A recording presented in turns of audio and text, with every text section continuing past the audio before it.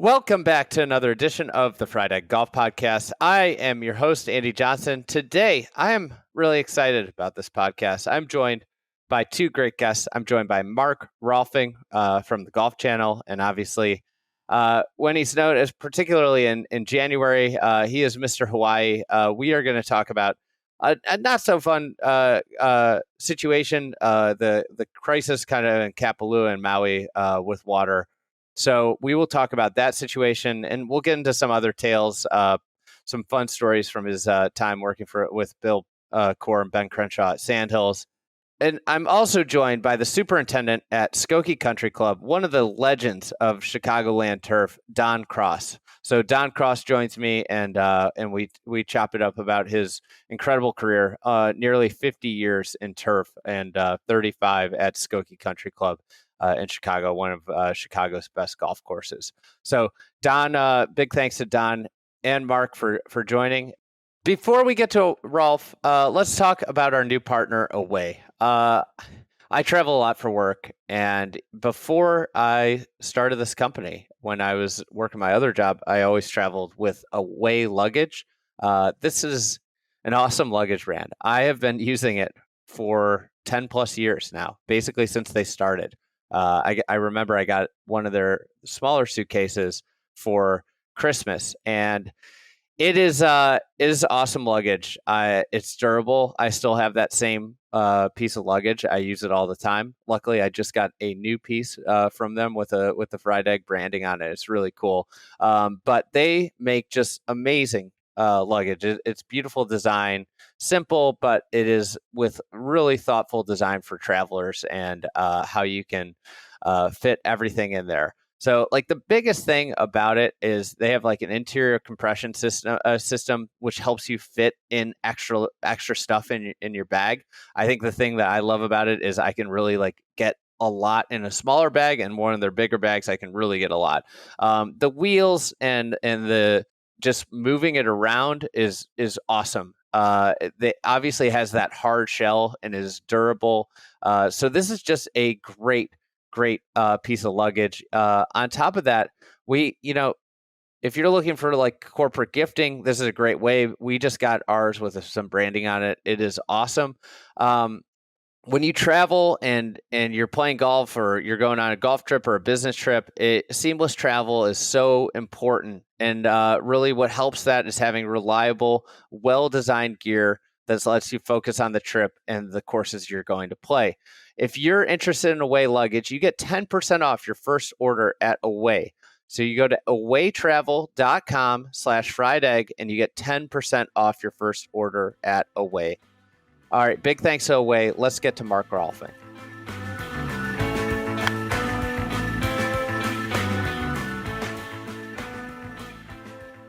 Rolf, I got to ask you a question out of the gates. I think we might be brothers in arms here. One of my colleagues saw you traveling a couple years back, and he saw you in Crocs and socks. Are you still traveling in Crocs and socks?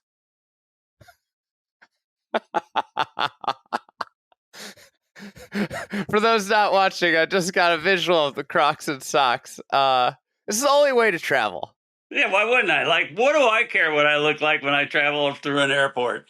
I mean, I used to. Roger Maltby still goes in a sport coat. He believes you should travel in a sport coat. Raj does, and I'm Crocs and socks. That's perfect for me.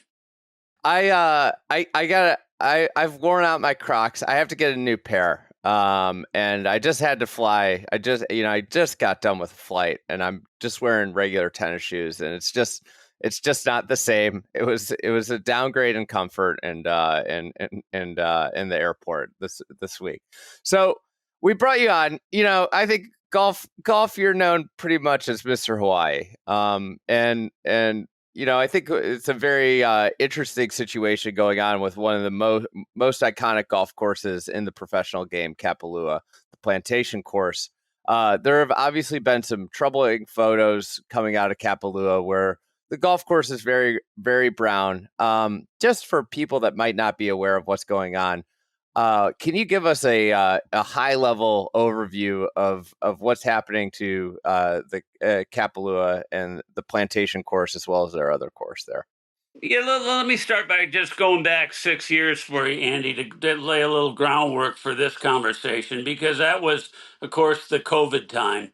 And particularly in Hawaii, it was a very difficult time because we're so tourism and travel oriented in terms of our economic base. So, we had the COVID situation 6 years ago. Then in 2023, in August, our main town, Lahaina, burned to the ground, and we pretty much lost all the infrastructure on the west side of Maui. Didn't affect Kapalua. Kapalua is about 10 miles north of Lahaina, but it affected everything else on the island, and certainly put us into a situation where we had to really start figuring out what we were going to do about the long-term water issue, because we didn't really have sufficient water and access to sufficient water in 2023 during that fire. And since then, we have probably had, I'm going to say, in the 25 to 30 wildfire ranges, not big ones like the Lahaina fire, but because we've been in this sustained drought, and because there is no more farming on West Maui. When I first went there, Andy, we had pineapple and sugarcane were both the big crops. And all the way for 10 miles north of Lahaina, everything was irrigated. It was farmed. And when it was irrigated, you didn't have all the brush and all the potential fire issues that we have now, and the need for water, and particularly reserves of water in the event of a fire. So we are in the worst drought West Maui is right now that we have been in uh, since I've been there, and that's been 4 decades now. So it's a prolonged drought. It's a very severe drought. Having said that, the real issue here, in my mind, is not the water itself. There is a dedicated watershed above Kapalua in the West Maui Mountains. It's 9,000 acres that was dedicated when I first got to Kapalua by the chairman of the company at the time, whose family owned Maui Land and Pineapple Company. They dedicated the Pu'ukukui watershed in perpetuity to provide water to West Maui. And it still rains 200 inches a year up there. That never changes. The rain up there is still not affected by the drought situations at the lower levels. The real issue now on West Maui, and for Kapalua in particular, is the water delivery system. There is about an 11-mile waterway that comes down the mountain from the watershed that's basically a ditch that's over 100 years old. It is a really old system that is failing and has never been kept up and repaired, and would be a very expensive fix. But the real issue now is that system is not fixed. I don't see, with the litigation that's going on out there now, I don't see that being resolved in short term. And therefore, the only way to keep the golf courses alive there is to use surface water, which is questionable at best, as you can see by the decision to not play the Sentry. I imagine obviously, so what you're describing is an infrastructure issue, and given the disaster that happened, the tragic disaster that happened at Lahaina, I imagine that has put a kind of a beyond anything, whether there's some mismanagement or anything, that's put a huge infrastructure strain on the entire island, with building and access to you know uh you know workforce to even build stuff, because there's such a high demand to rebuild just a lot of areas with that fire. Yeah, the biggest issue is housing, and the golf has gotten the highest profile look at by the world in terms of, oh my heavens, we're having to cancel a golf tournament. But the fact is that we don't have sufficient water for the affordable housing that needs to be built, and people are leaving the island literally in droves. Andy, I mean, it's just amazing to me. How expensive it has gotten there, and the whole west side of the island basically has relocated either toward the center of the island or some affordable housing up on Kapalua way, but it goes way beyond golf. I'm kind of on both sides of the fence of the issue because I really am concerned about the long-term water situation. I think what needs to happen is the state needs to step in to the two parties. You've got the golf course owner, Maui Land, or the golf course land owner of the infrastructure, Maui Land and Pine, and then you have the golf course owner, which is Mr. Tadashi Yanai of the TY Corporation. He bought that Plantation course, I think back in 2007, it was for $50 million, which he wouldn't have done if they hadn't guaranteed him sufficient water. And he was guaranteed that water. And they have not been able to deliver that now because they haven't been able to repair the waterway system. I think that it's probably going to have to get addressed by the state itself. The state theoretically wouldn't be involved, except that when you have an emergency like we have going on out there right now, if I were the governor, and I've talked to him about this, and I'm in fairly constant contact with him on it. I would sit the two parties down in a room. I'd take them into a room, Mr. Yanai, Mr. Randall from Maui Land and Pine. I would put them in a room and I'd say, fellas, we're closing this door and locking this door, and we're not going out until you figure this thing out. And I think something like that probably does have to happen. But you know what happens when you get into litigation, and now it's just nothing but a bunch of finger pointing. Yeah, and expensive lawyer fees. That's the other thing. The lawyers are getting off on it. With the obviously, I think like the important thing that you hit on. The water situation is a huge problem in other ways that are way, way, way more consequential than the golf course and the golf tournament. This is a golf podcast, though. So we are going to talk about the golf aspect of this. Has this made you think differently about water and golf? It definitely has. It's had a huge impact on me. But my life with water and golf really changed, Andy, back, it would have been in the late 1980s when we had just finished building the Plantation course, Bill Coore and Ben Crenshaw and I. And they decided to, and we were selling $2 million lots and building luxury hotels, and things were cranking along quite nicely. And then they convinced me I needed to go up and look at a piece of property in Mullen, Nebraska, that they thought we could build a really cool golf course on. And I was a reluctant participant. I finally agreed to go and went. And that was the experience that changed my whole view of water. Because I remember the first trip up to Sand Hills, I kept asking Ben and Bill, like, okay, where are the condos going? Where's the airstrip going to be? What? That would be a nice place for a hotel, like right over there. And they go, no, you don't quite get what we're talking about here. And I didn't at the time, but I do now. And I literally, hey, from that point on, have become, more in your camp of being a minimalist when it comes to water. And I'll tell you this, I was watching the 2000 Mercedes Championship at Kapalua, which was the greatest finish in the history of the PGA Tour with Ernie and Tiger.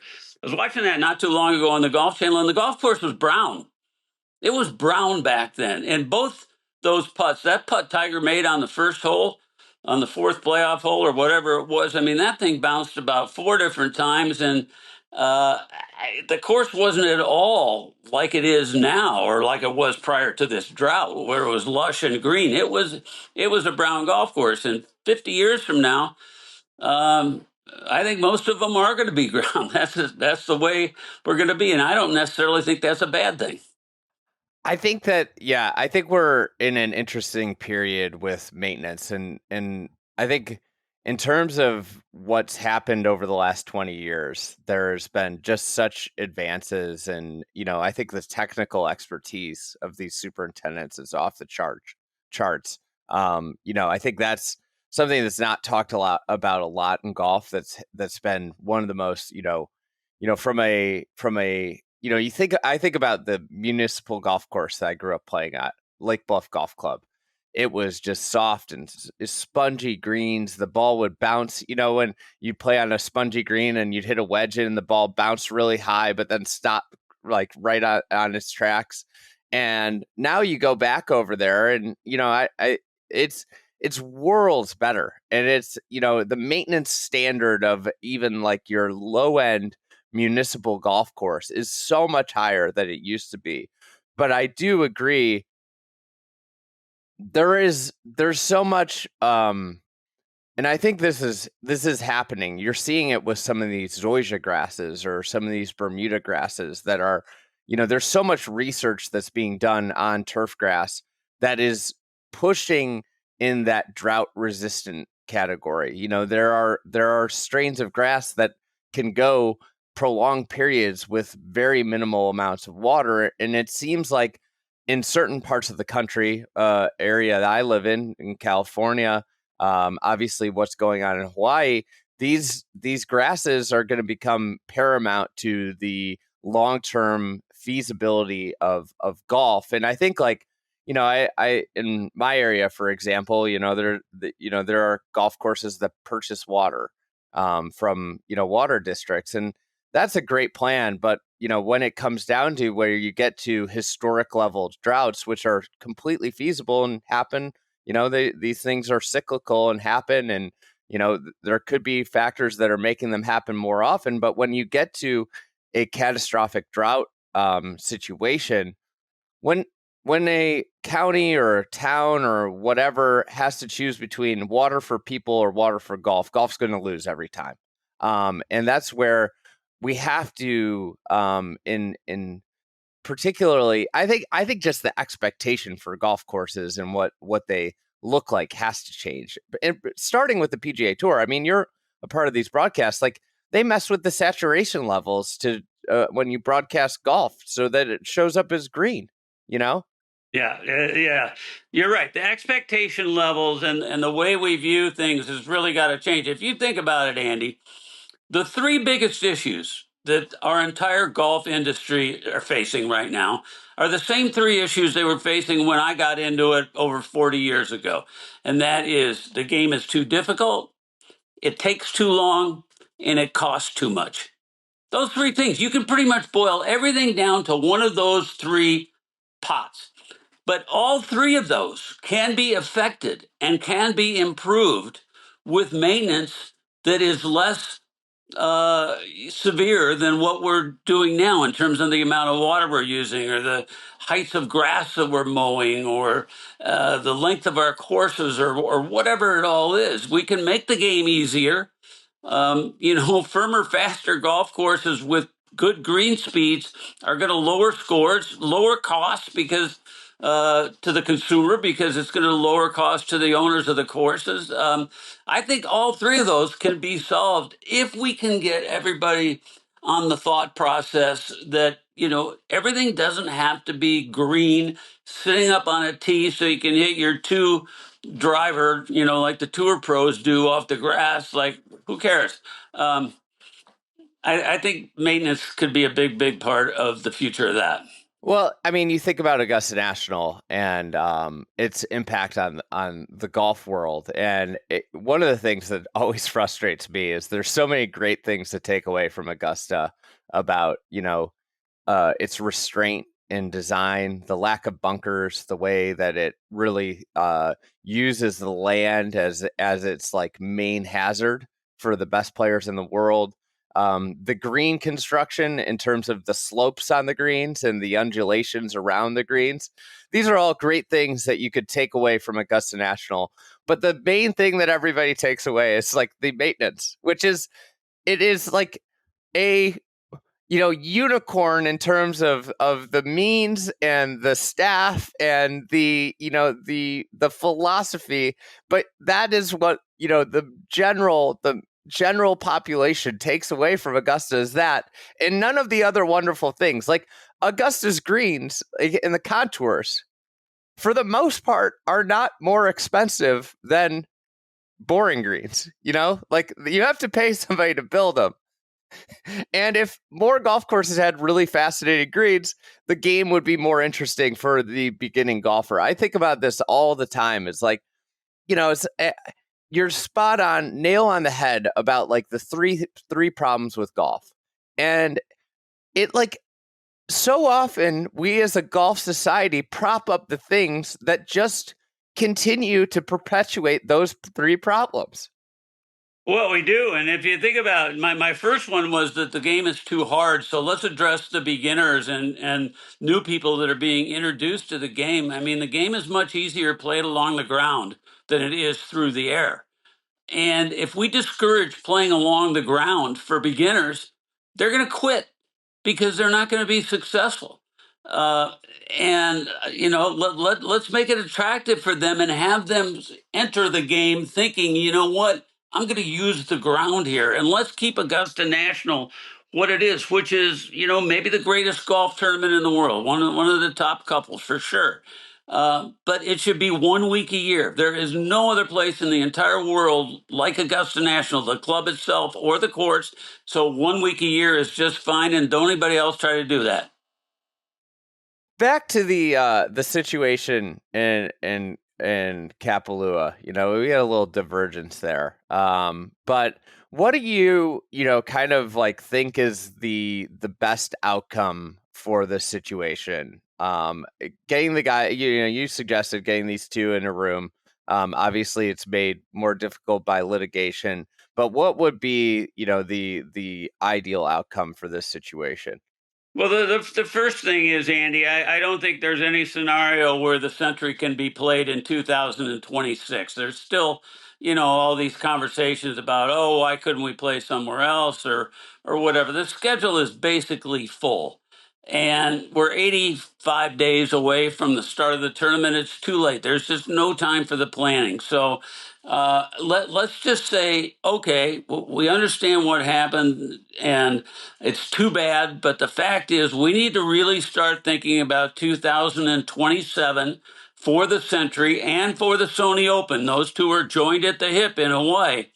Um, let's start thinking about 2027. How do we overcome the issues that are starting to, I would say, magnify themselves, that are going to make it more complicated for Hawaii. For Hawaii forever, we had 11 televised tournaments one year out there, Andy. I think in the early 2000s, we had 4 LPGA events, a couple of senior events, a couple of PGA Tour events, a skins game, a Grand Slam of golf, all this stuff. We're down to 4 now. And it's for a number of reasons. The cost of doing things out in Hawaii has just skyrocketed, the shipping being number one. And I don't even know what Sony Open is going to do now that they're going to be the only tournament of the two. There's no way for Golf Channel to amortize the shipping costs, for equipment, or anybody else that's shipping stuff, let's say, to the Sony Open. So you got that problem. You've got TGL, which is now, taking its spot in January, and a lot of the guys are Florida-based guys. And then you've got the Middle East. And if you take a look at where Rory McIlroy's going in January and where Shane Lowry's going and where Tommy Fleetwood's going, they're going to the Middle East. So you got this stretch of Abu Dhabi and Dubai, and all this is kind of screaming to me, if Hawaii wants to kind of maintain and continue in the future to be a part of the PGA Tour, it's really going to have to get creative in terms of how these events out there are subsidized. You're seeing places like South Carolina and Utah and all these places, they're paying huge site fees to have tournaments. And I think in order for Hawaii to be successful going forward, with Sentry or Sony or both, hopefully, they're probably going to have to help subsidize it because the costs are just out of control out there. It feels, obviously there's a new regime in the PGA Tour, and I think a lot of things are, being looked at. And I think one of the aspects that's being looked at is like the cost to run a tournament week to week. And obviously you hit on that, like getting all the equipment and the way that the game has grown. In 2000, which you were talking about, we didn't have to have like shot link cameras and all that stuff all over a golf course. That wasn't a part of it. But, as you're looking at this and as you kind of illuminated the reduction in Hawaii golf, with this, it does feel like there's a feeling of this could be the end of pro golf in Hawaii, which I think is like a huge shame, and there are a lot of reasons why. Kapalua in January is like for a golf fan is like a religious experience. It's that first Thursday of the year. I think like one of maybe my first Instagram posts ever of the platform was me, like, I was working a normal this was before I was working in the golf world. I was working a normal I think I was in my mid 20s, and it's like I poured a bourbon and I sat down. I was in Chicago. It's the middle of winter, and golf is back. Like, it is a epic time of year for a golf tournament in Hawaii. It's an epic time slot because you get primetime golf, which is something that, frankly, with the way the schedule is set up, is sorely missed on the golf calendar. Like, the fact that we don't get more primetime golf, I think, is one of the big shames for golf fans. And like, there's so many. It's a young tournament in the grand scheme of things. But there is so much iconic history and so many great finishes at that, at particularly the Kapalua event. And then you piggyback it with Sony, and you get this great launch of the season. And I think it would just be a real shame and short-sighted if it went away. Well, I do too. It's become appointment TV. There's no question about it. And, it's interesting. I've been so looking forward to January of 27 because that's the proposed date for the rollback experiment. Because I just keep laughing to myself, thinking if we have this drought, the 20% rollback is going to go 20% farther on every shot that they hit. It's going to hit the little knobs and Bill Coore bounces out there that are going to take it even further than it was before. It would be absolutely hysterical. It's a project they would have to abandon. They couldn't do that.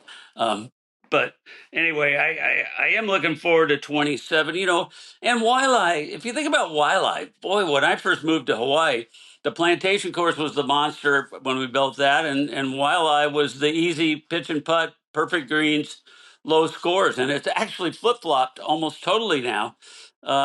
Wildlife's become more of a ball strikers kind of test, and they've been playing golf there since when, 1950s.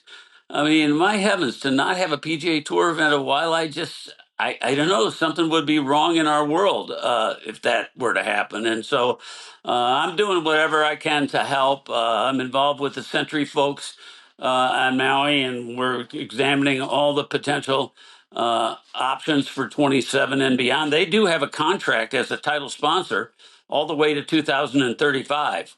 So they have a long-term contract. They just don't have a site right now. It's crazy. It's something you said is illuminating, and I thought it was it's a very astute observation. The idea of Kapalua being the monster, and then now Sony presenting the tougher tests, is such a wonderful example of how the difficult questions of the game have changed over the last 25 to 30 years. How it used to be, like it used to be about power and accuracy off the tee was a hard skill.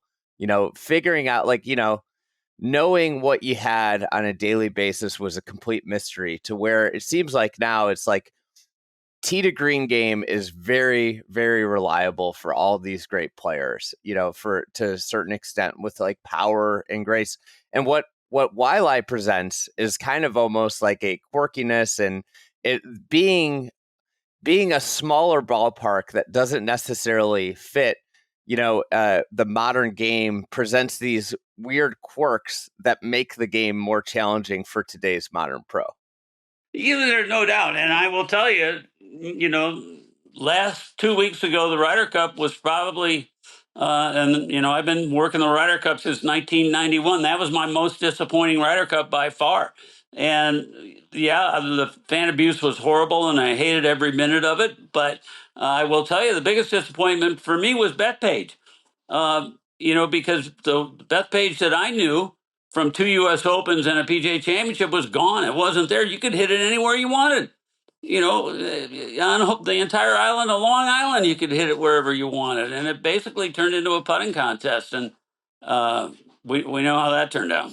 Well, we just had Joseph Lamagna of Fried Egg just did an interview with Dodo Molinari, obviously the stats whiz, and he said that they were quite pleased when they arrived at Bethpage on Monday and saw the setup. I think his quote was something along the lines of, "We had a lot of long hitters that really appreciated that setup, and we kind of lit up when we saw it."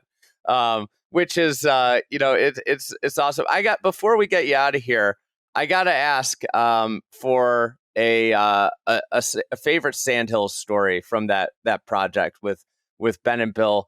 Maybe a favorite story, but I'd also like to hear about your reaction when they were talking to you about where this course was going to be, and what research you did before you went there for the first time.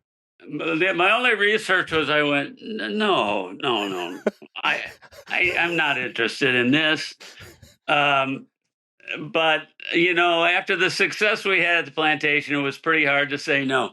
I think my favorite story was, Bill Coore famously had camped out there and, found 130 different golf holes. And I mean, you could have started anywhere, you could have finished everywhere. I remember the first day that I was there, they kept going, yeah, you see that. I couldn't see anything. I could not see a thing. But I will tell you this, I went there with them when we approved the last routing plan. And this was going to be, okay, here's the go. There was basically 5 founding investors. I was one of them. Mike Heiser was part of that group. Back then, this was before he found Banded Dunes, actually.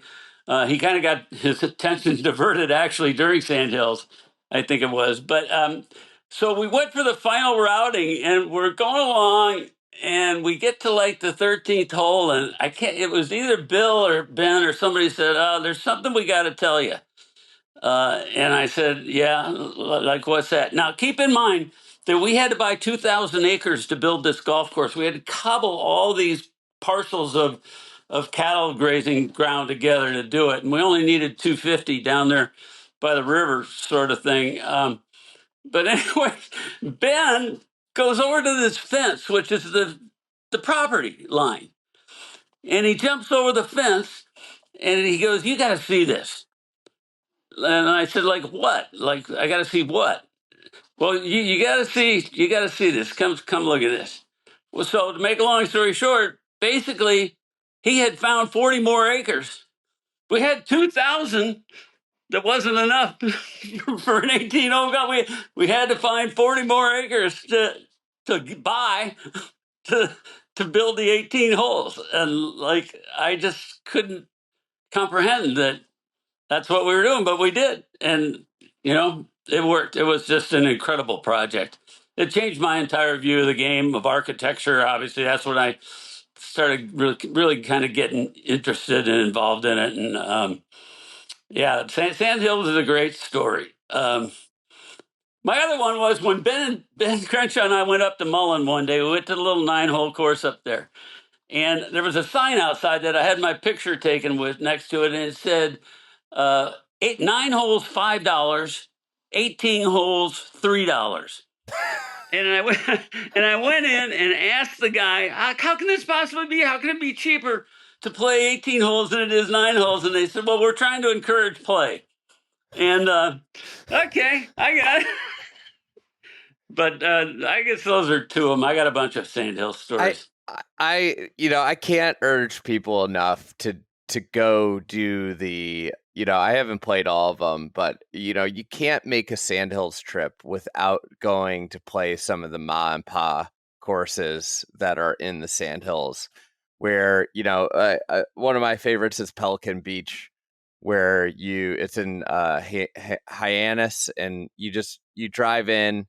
There's an honor box, you drop your money in, and it's just sublime golf. It's, with the way Scotland has gotten so monetized, where, and I think those experiences are amazing experiences, but the price of them has just gone through the roof in recent years. These golf courses have figured out where, if they charge more money, they get more tourist play because they associate the price with the course. Like Scotland, there's a couple areas of the U.S. Scotland and northern Michigan are the Sandhills in northern Michigan are two of these areas in the U.S. where I feel like there's an old world golf feel to them.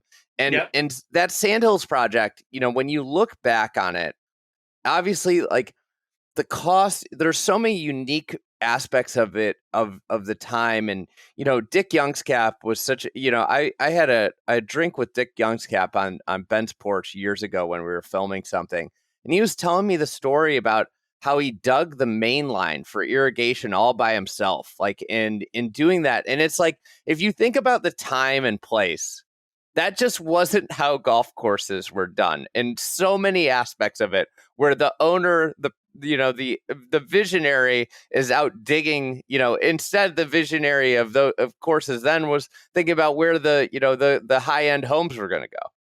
Well, I'll tell you an interesting story. Sandhills is a 4-month-a-year club that basically goes from Memorial Day until the end of October, or end of September, sorry, and that's it. And that club has operated at a profit every year for however many years it's been in existence, over 25 years, which shows you that the correct thing was built. But one of the interesting things about the beginning of Sandhills was that we had to figure out how we were going to deal with all the residents, and we needed a lot of employees. Like Hooker County, Nebraska doesn't have that many residents. They live in 2 different time zones, and it's just kind of extremely difficult. So believe it or not, when we first opened Sandhills, if you were a resident of Hooker County, Nebraska, you played Sandhills for $75 a year. $75 a year. And best deal. That was the best deal in golf. Well, it was, and if there was a tornado coming or a snowstorm, everybody would come out and cover the greens for us, and kind of help us get the place ready. It really was a community, even though it was a private club. From the beginning, it was a community golf course in a lot of ways. I think it still is to a certain extent. You go there and we did a maintenance video about the maintenance program there. It was one of my favorite projects we've ever done. And you go in and it's just amazing, the mix. Like Kyle Hagelin, the superintendent there has done like a wonderful job figuring out how to recruit.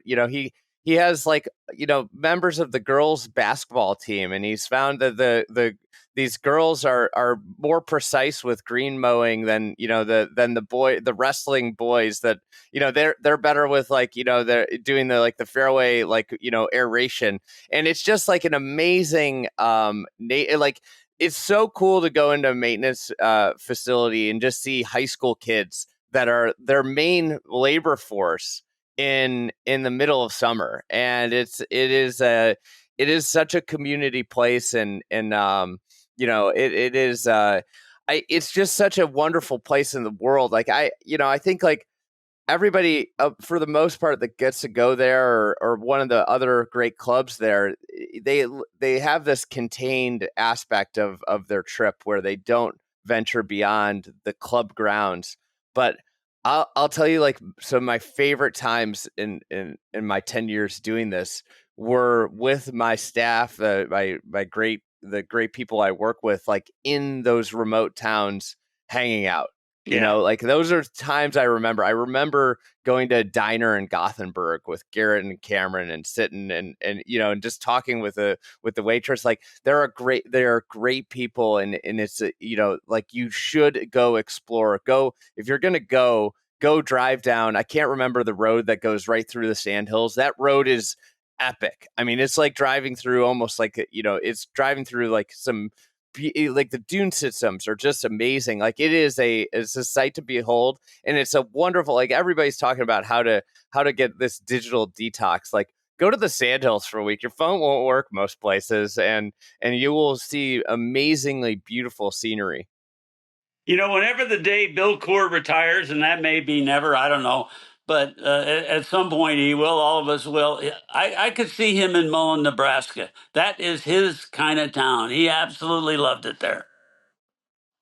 It's funny. I asked Bill once a question that was like kind of approaching, like, when are you going to retire? And he looked at me like I had three heads, and he gave one of the best responses of in this podcast history. Of it was like, retire? Like, if you're living your dream, you're just praying you don't ever wake up from it. Like, why would I end this dream? It was one of my favorite things. He's a legend, and that project. I mean, you think about where golf architecture would have been, would have gone, or it's like one of those things when you look back on your life and you think about like landmark decisions that you made. That golf course had just such a seismic of impact on where golf architecture has gone today. It really, really did. And I truly believe if that course were on either coast, if that were on Long Island or, somewhere in Northern California where you are, it could well be the number one course in the world. I don't know. It is that good, but it just was such an eye-opening and incredible project for me to be involved in because it was so different. I remember Dick Youngscap called me one day and wanted to come to Hawaii to meet with my lawyers to figure out how to put together a limited partnership. He didn't know how to do that. And so he flew out to the Plantation course and met with my lawyer that did the Plantation course partnership and read all the documents, including a water agreement back then between Maui Land and Pine and our joint venture that we had put together, guaranteeing water. So that goes 40 years back almost. But anyway, he came out there and I said, look, you can talk to my lawyer and figure out how to use this as a model, maybe for generating some funds, but I don't want you to take anything else that was done here back there because there is nothing that was done here that's relevant. And just ask Bill Coore because I remember the first time I ever went up to the Plantation course, it was just me and Ben Crenshaw, and he called Bill Coore afterwards, and Bill asked him to describe the land, and he said it was, gently rising from the sea to the mountains. And the first time Bill Coore saw it, he immediately called Ben and said, Ben, how many Coronas had you guys had when you told me this was gentle, gently rising from the sea? But those were the great times. And you're right. I mean, the transition from the Plantation to Sandhills could not have been more, wow, abrupt. It was a jolt. Yeah. I mean, I don't think if you pulled any PGA Tour player, they would the few people that walk the Plantation course, any of them would use the term gentle to describe the topography out there. Rolf, thank you so much for the time, the stories, and the insight into what's going on at Kapalua. And I was with my parents this week, and they asked me like, hey, like how many states have you not been to? Because obviously I'm on the road a lot. And one of the states that I haven't been to, I'm kind of sad to admit this, as I'm almost 40 years old, is Hawaii. So it's one of 5 states in the United States that I have yet to visit. So I need to make amends to that, and maybe we could get together if I get out there. Yeah, let's do it. You should come out when we get this all solved. So give me a few months, and then I'm going to take you to a place on the north shore of Oahu that's got sand dunes. It's got 3 of them over 50 feet, and you'll be amazed when you see Kahuku up there. It's my favorite course in Hawaii. That's one of Zach Blair's favorite places. I've dreamed of going to Kahuku. It's a classic. It's an absolute classic. All right, thanks so much, and we'll talk soon. Take care, Andy. Yep. Bye-bye.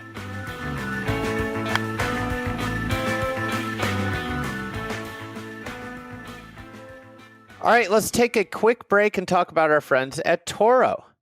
When selecting golf course maintenance equipment, reliability is essential. That's why Toro products are the choice of golf courses around the world. They know they can count on Toro mowers, utility vehicles, and more to work. They also know they can rely on Toro for the innovations and engineering that blend high productivity with beautiful golf course appearance. For products that get the job done, visit toro.com/golf. All right, let's get to Don Cross, and we'll talk about Skokie Country Club and his great career.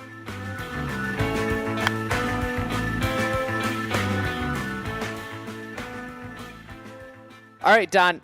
A legend in the Chicago land superintendent world, Don Cross. We've been trying to set this up for maybe 6 years, maybe 5 years. I've lost been a count, while. but Been we a minute. finally did it. You've been obviously working in the Chicago area for a very long time. And I think you've been one of the few superintendents that's been there as really the philosophy of agronomy has changed in the area. How would you say that agronomy and the approach to agronomy at golf courses has changed during your career? Oh gosh. Well, early on, I think there was much more interest in everything being lush and green and pretty and not too much out of place. Really, everything kind of perfect. To today, where certain areas we obviously always want to have perfect, but definitely much more. Seems like more players are more interested in faster, firmer conditions, drier conditions. They don't seem to have much of a, they don't seem to be bothered much by drier conditions that we might get from time to time, and intentionally trying to keep it pretty dry. That's been a big change. Really, it's faster, firmer. That's what it seems like most players want today.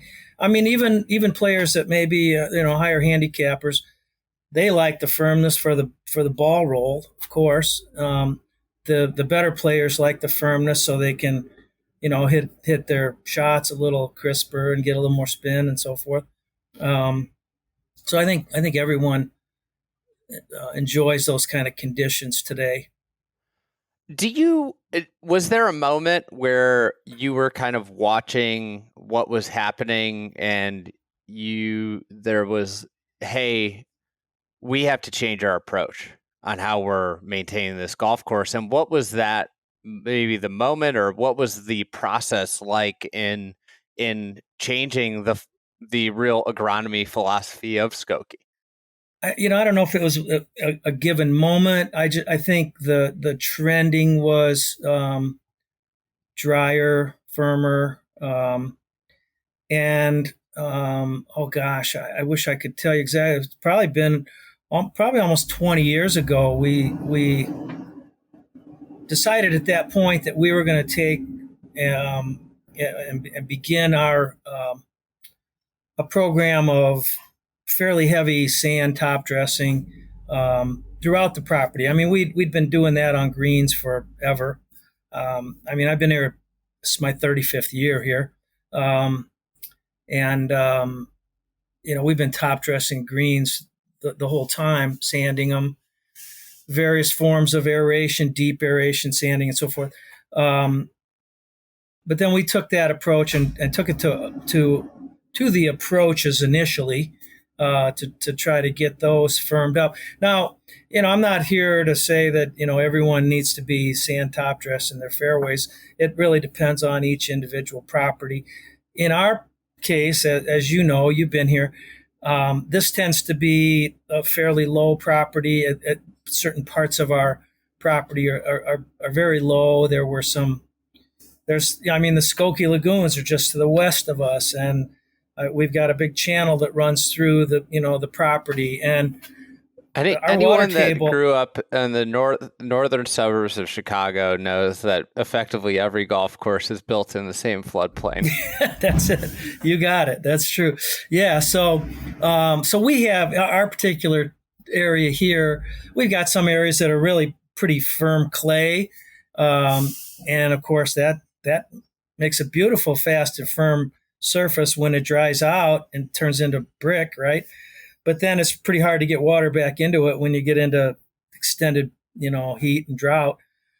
But we have a lot of areas where we've got a fair amount of organic matter, kind of more, lowland, boggy type material, soil. And so in that case, we felt like sand was going to be a pretty good approach. And so we started, as I said, probably 20 years ago. We were doing the approaches, and then a few years after, we liked what we were seeing. So we took that same approach out onto the fairways. First of all, we did some of those low-lying areas around our low areas of the course, and we treated those entire fairways. And then we liked the results of that, the smoothing, and we did find that we get firmer conditions, especially during drought, or during rain events. Shortly after rain events, we could let the carts back on without creating a lot of mud tracks and so forth. And so we've continued with that. In fact, as I speak, we're going through that process right now out on the golf course. I got sand getting dumped in my parking lot right now, and we're out spreading it and punching holes and dragging it all in. And so we kind of carry on that every year about this time. It's something that aeration, something we all do. And us superintendents don't particularly like it any more than the golfers don't like it. It's not necessarily the most fun for us. There's always breakdowns. There's always a machine, something going haywire with it, and it's scarring more than you want it to, or those kinds of issues. So, but we got to do it. It really makes for much nicer surfaces come, next May, June, July, August. In a similar vein, in your 35 years at Skokie, how would you say, when you reflect back, your approach to what you do has changed? Well, let's start with interacting with membership. That's one thing that I always knew that was really important. And I really enjoy interacting with members here. Sometimes they'll ask me a question, and then a few minutes later they'll regret it because, you ask me a question, I'm going to tell you the answer, and sometimes that's going to mean that it might be a little bit of a detailed answer. I want to let them know the specifics of what we're doing and why we're doing it, and hopefully it helps them understand some of the things that we need to do on a regular basis. So I've always done that, and I've always enjoyed it. Staff, obviously, daily interaction. It's become, I guess, one of the things that we've started to use this last year. There's been these programs called Task Tracker. They're like automated job boards and so forth. And they've had this for a long time. I know a lot of guys have used them. But this was the first year that I started using something like that. The one I particularly use is called Greenkeeper. It was developed not initially for that kind of task tracker type of a program, but it's called Whiteboard. And so now we've started using that this year, and I really enjoy. It's been great because I can wake up, in the middle of the night, and I just think to myself, shoot, I forgot to schedule that or whatever. I can get on this whiteboard on my iPad and make a change right there. And so guys can come in first thing in the morning. They see what they're doing. They know where they're going. They know the direction that they're going to be mowing, and any specifics, we put notes on. And so it really takes away a little bit of the personal interaction that we used to have every morning when we kind of go through the jobs.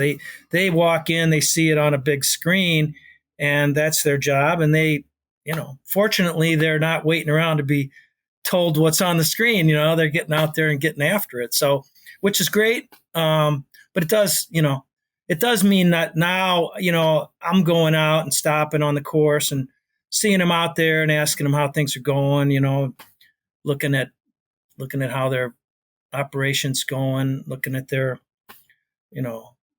clipping yields and things like that, and where they're parking their equipment, and occasionally I'm having to give them a little bit of advice on let's vary where you're going every day instead of I've got guys who've been here 25 years, and sometimes they get stuck in a rut, and always in the same path. It's like, hey, let's change this up, So I that's been a change, that the technology there, it's great. It's awesome to have it.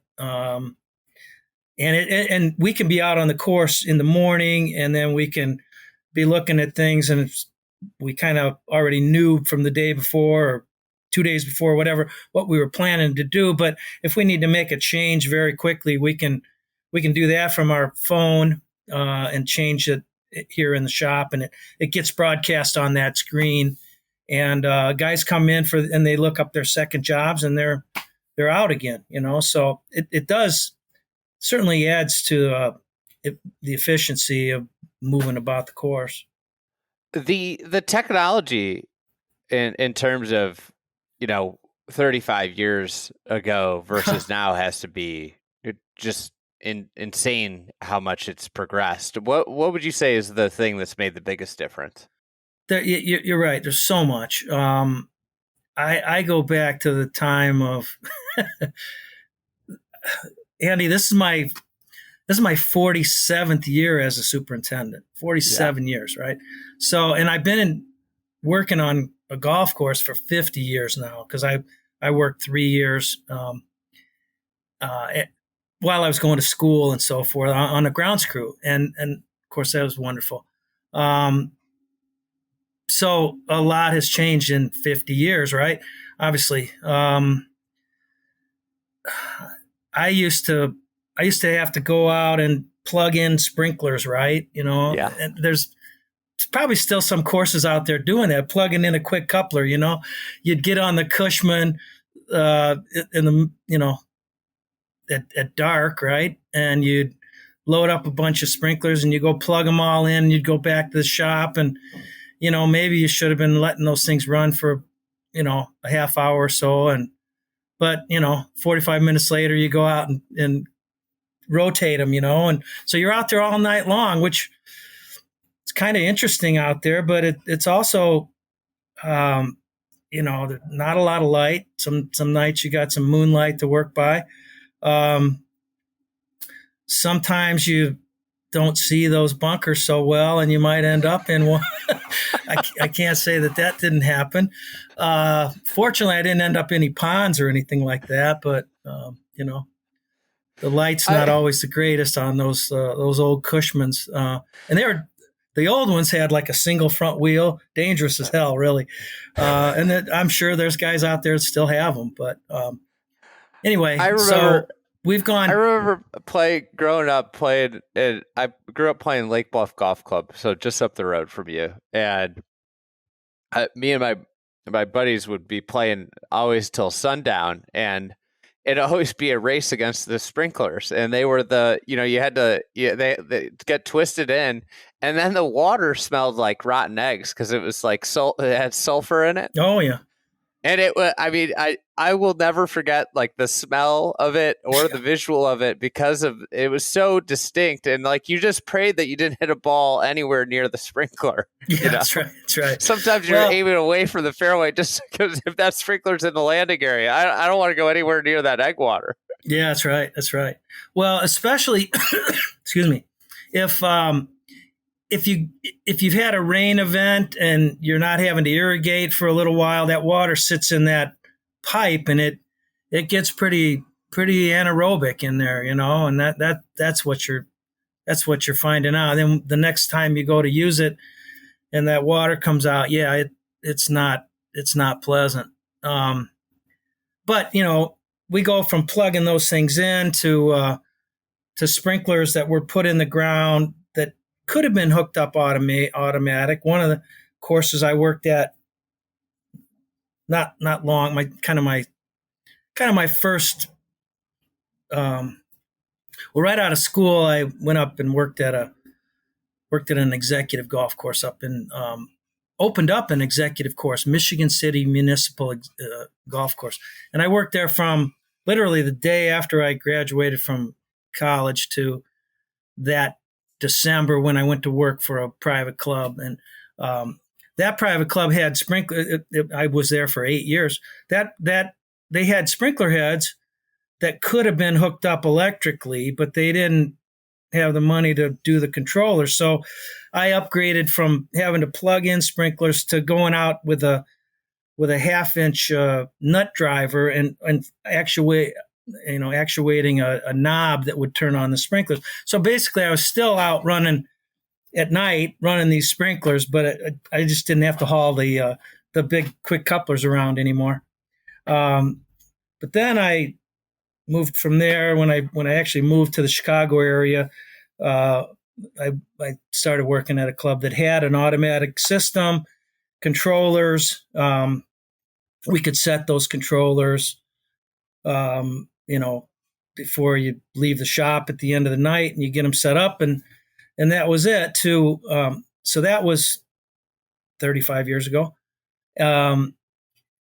To now, I can operate these sprinklers from my phone, from an iPad at home. I a lot of times I'll set up irrigation, at the end, go home and have dinner, and after that I'll set up the irrigation for the night or whatever, and just download it from my hook into the computer here from my iPad, and I can change it. If we get a sudden rain, it's great because you get a sudden rain that comes through, and you want to shut it all off. It's easy to do that. If it looks like we're going to have rain and then it's not, well, you can program it quickly and get it on. So, you can run the sprinklers from, I can operate it from my phone, from a radio, from an iPad at home, from the computer here in the office. So just so much more, technology available to us in that area. Like I said before, this whole whiteboard or task tracker thing now, that's incredible.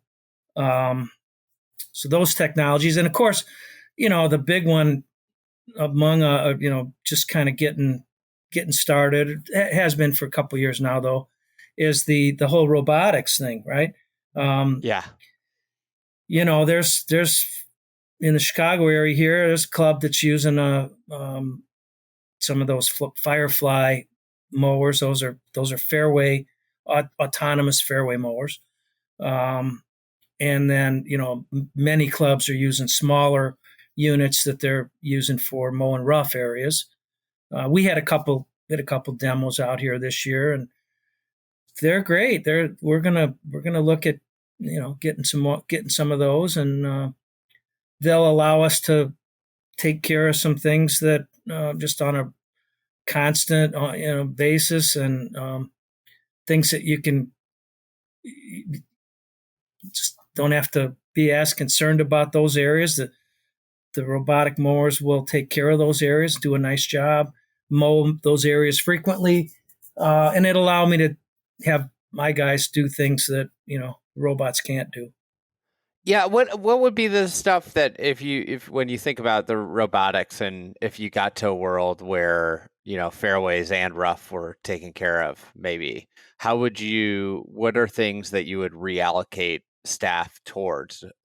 Well, there's never a shortage, it seems like, of divots to fill in, right? Never a shortage of that. So there's always that. It's all the little detail stuff, right? You're still going to have the sprinkler heads that need to always, frequently be edged around. You've got cart paths, at least in some places, that you want to edge and, keep the edges nice. As I said, the divots, ball marks on greens, we currently will go out and we'll use this little device. It's like a little, called a bullet. You'll take a ball mark that's been dried out, or maybe it was repaired wrong and it's been cut off by a mower. We'll make a little dimple in it, and we'll fill that with green sand and seed. you could, we do that periodically, but if you had extra labor and you weren't worried about mowing around, mowing rough and banks and all that, you could be using that labor for that. You've worked with a lot of different architects in your years at Skokie. I'm curious what you've observed from their different styles. In 1997 or so, right? Well, it was 1997. It's the year of our centennial here. Our Grounds and Greens Committee asked the question, okay, where do we go in the next century? Do we just kind of stay with what we have? Do we want to maybe visit, some older, more traditional style that we had before? Our bunkers had changed a lot from over the years, and we could see that from pictures, photographs that were taken from back when we had the U.S. Open. Gene Sarazen won the U.S. Open here in 22. We could see that things had changed since then, and our bunkers had gone from being grass-faced and fairly rugged and rough to where they had flashed way up, high sand flashes, and those were a real problem in the early 90s when we had those still, throughout the 90s actually. Every time we had a big heavy rain, all that sand would come washing down and be a mess. It would take us 3-4 days to kind of get it all back in place and get them even reasonably playable. So the original style was grass, We had gone to that style somewhere along the line, and so our committee decided, hey, let's look at perhaps considering going back to our earlier style. And so at that point in time we contacted Donald Ross Society, and we were given the names of a few architects, and we interviewed them, had them come out, look at the course. They all had real similar thoughts. They all said, you got way too many trees. You gotta open up some play quarters. Your greens have lost some of their original sizes because they've kind of shrunk over the years. And then they had and the other theme was, they all had a similar thing. They all said, you should consider restoring your bunkers back to grass faces. And so we ended up at that time engaging Ron Pritchard, and then Ron, what he did is he looked at a lot of these photographs, and he looked at drawings that we had, but he didn't really look at any aerial photography. So he was basing a lot of what he was planning to do on drawings that we had from Donald Ross in 1915 and Langford and Moreau in 1938. And he was trying to kind of tie those two styles together. And he did, and it was great working with Ron. A lot of fun. He wasn't one he didn't get in a machine and do work like, I'll talk about Brian in a minute. Brian Schneider was one that would get in, and he still does to this day. He's a shaper. A lot of architects are today, I think. A lot of the younger, really good architects. But Ron wasn't that. He was out in the field. He'd do beautiful drawings, pretty elaborate, really, really beautiful drawings to explain to a shaper how he wanted to build a particular bunker. And so we went through that process, and I thought he did a great job of kind of tying the styles together, putting us back to grass face bunkers. If anything, if any mistake we may have made was that perhaps we didn't make the bunker faces steep enough. And so what often happened, because of the angles that we had, a lot of times balls would end up hanging up on the bunker faces. We were intentionally growing fine fescue, which we are we're doing the same today. Really, that particular grass was a little bit. We're not cutting it real short, so a ball can hang up on those faces, and so that was a source of a lot of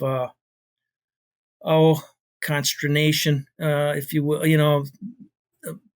Some members got pretty upset about it, but we stayed with that style really for 20 years because he did that work in 2000.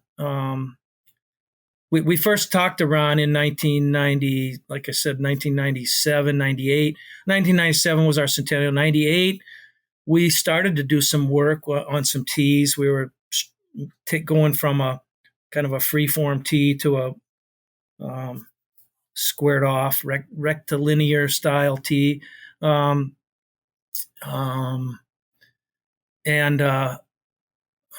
Those. So we started that in like 98, and then we actually did a lot of the work. Wadsworth Golf Construction did a lot of the construction work for us in 2000, we redid all the bunkers at that point in time, and we did a lot of the green expansion ourselves in house, and we did a lot of the tees ourselves, and Wadsworth did a lot of the tees as well. So we have a lot of tee surfaces. And so that style, kind of put our grass face style back. Very challenging. But when Ron, so latter part of, I think Ron is still doing some work. I haven't talked to Ron in a little while, but I think he's still doing a few things. He was working with Tyler Ray, as you know. You probably talked to Tyler on this podcast before. And Tyler's doing a great job, great guy. But at that time, the club decided that let's just kind of see what other let's just talk to a few other architects and see, what they might have to say. And so we did. We talked to several and brought them in, and long story, but we then selected Brian Schneider, and then so the difference, Brian came in, and he was able to acquire aerial photos from back pre 51, 1938, and then also 1951. So we looked at those 1938 photographs, aerial photographs, and that was right about the time when Langford and Moreau came in and started doing work. And so we felt like anything, obviously at that point in time, we could tell that some construction was going on, but not everything had been completed. And so we looked at that 1938 aerial photo, and then we compared it to a 1951 aerial photograph. And so we knew at that point that we could we could determine that the work from that aerial in 51 was after Langford and Moreau. We didn't feel like none of our documents showed like any kind of construction from 1940 to 1950, right? They're just, the war was going on. There wasn't a lot of construction going on. So we felt like the pre-38 was a lot of Donald Ross architecture, and the 1951 aerial showed all the stuff that Langford and Moreau had put in. But because the club sold some property on our north end and acquired some property on the south end, and that's when they brought Langford and Moreau in. we could tell what they did. We could tell what they were very respectful to Donald Ross. And as it turns out, approximately half of the course is Donald Ross style, and the other half of the course was kind of Langford, where Langford had made some changes due to the rearrangement, but they kept a lot of the Ross stuff. So Brian used these aerial photographs, and he very accurately restored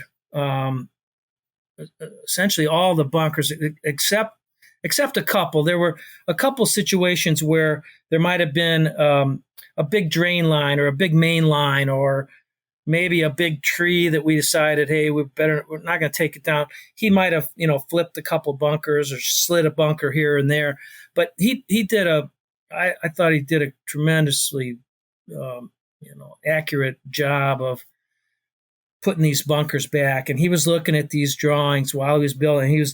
There's a measuring tool within it that he's saying, okay, this was, 80 or 80 foot long by 30 feet wide, and that's what he built.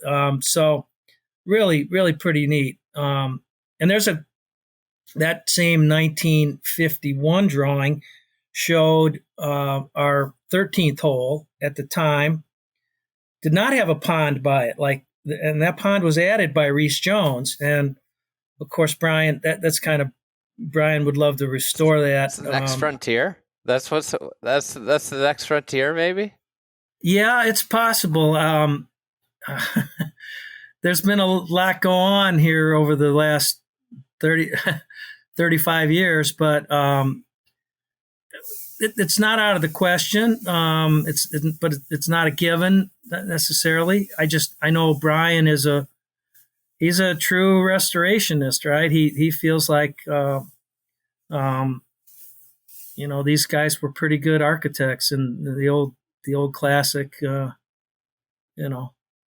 guys like that. And so he would like to see us, really strongly consider doing some of that. What would you say, in working with, an architect that, worked with contractors versus someone who's doing the work themselves? What would you, from the superintendent sense, what are the pros and cons of each? If you're working with there's nothing against, I don't have anything against either one of them. It's just the new guys like Tyler and Brian, and you probably could name more than I could. The guys that are, getting Andrew Green, I guess I think he does a lot of his own shaping. The guys that prior to that don't do that, nothing against them at all. They, I just think they have to depend on the shaper a little bit more to interpret what it is that they want to have done. Whereas, when Brian's in a machine, he can decide, is he going to be absolutely exact as to what it was back in,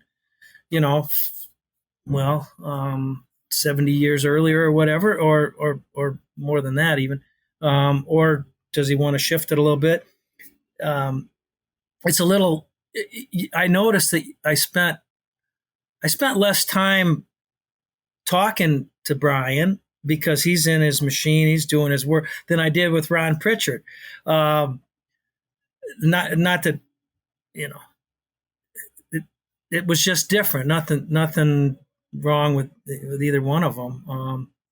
They both were great to work with for sure, and Tyler too. These are all great guys. They love what they're doing. They do a great job. It's fun working with them.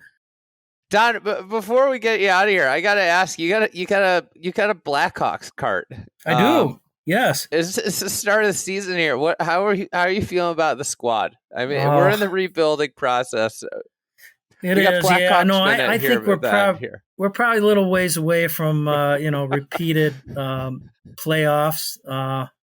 Boy, it was fun in 10, 13, and 15. Man, that was such fun. The club bought me that cart 10 years ago for my 25th anniversary.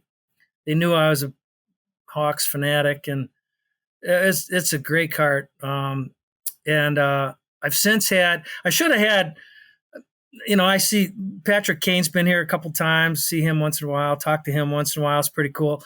Taves has not been here. So Kane said earlier that he might try to get him out here sometime. When that happens, I'm going to freak out. But you gotta get him to sign the card. Well, yeah, I was going to say, Jeremy Roenick was here this year, and I did run into him. Great guy.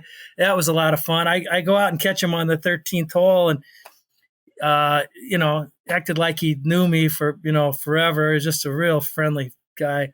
And he said, "Here, let me do this." And he goes and grabs a black pen out of his cart and signs in my cart, right on the front of the cart. So I got JR's autograph and on the front. So now I got to get Kane and hopefully Taves to come and sign it too. So we got to get Connor Bedard into golf, but it seems like he needs to spend more time playing hockey. Yeah, I think so. All right, Don, thanks so much for joining, and it's been a number of years in the making, and it's been really cool to see what you've been able to do at Skokie over the last 10 years that I've been watching, but obviously over your entire career. It's been one of the best spots in Chicago for a long time, and a lot of that's your stewardship. So congrats, and look forward to seeing you again soon. Thank you so much. It was fun having your group out here last Monday. It was well, thank you, Andy. This is great. Nice talking with you.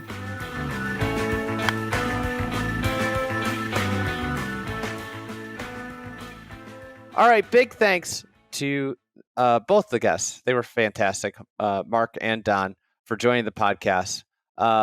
Also, big thanks to PJ Clark for editing, producing this show. We will be back next week with a new episode, and we'll talk to you then.